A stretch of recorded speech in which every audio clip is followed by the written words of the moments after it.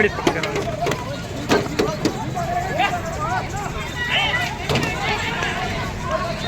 प्रहरी र यो फायरिङ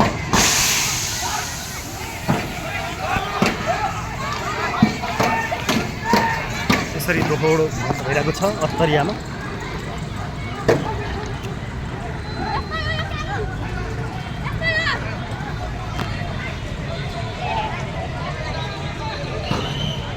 गाइदिएका छन् प्रहरी।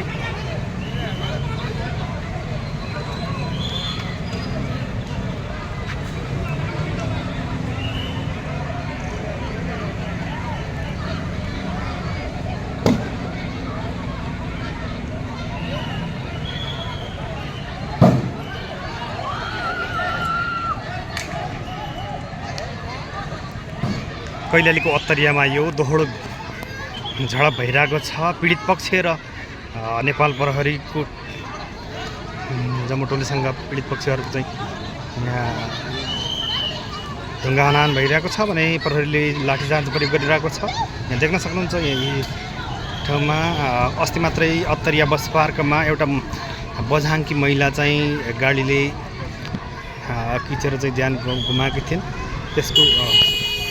त्यस पश्चात यातायात व्यवसायी र पीडित पक्षहरूको सहमति नभएपछि यो यस्तो अवस्था आएको हो। तनावग्रस्त भएको थियो। भर्खरै मात्रै एकैछिन अगाडि मात्रै गाडी बन्द गरेको थियो भने अहिले चाहिँ फेरि गाडी खोल्न पुगेको छ। यहाँ फेरि हेर्न सक्नुहुन्छ झडप कसरी गरिरहेको छ। प्रहरीले चार्जिङ गरिरहेको छ।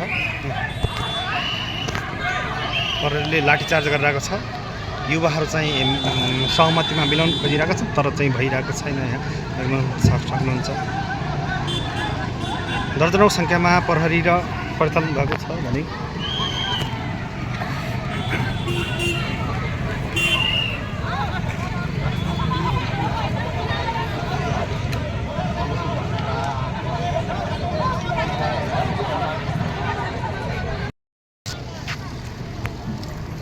सशस्त्र प्रहरी बल र नेपाल प्रहरीको ठुलो टोलीले यहाँ बन्द खुलाइरहेको छ।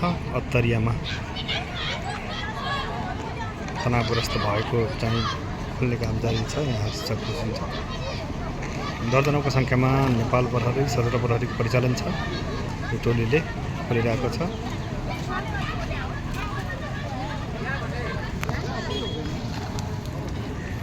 देख्न सक्नुहुन्छ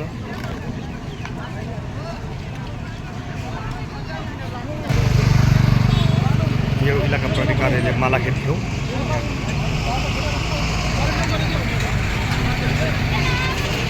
सशस्त्र प्रहरी बल र नेपाल प्रहरीद्वारा यो यातायात अवरुद्ध यातायातलाई खोलेको छ।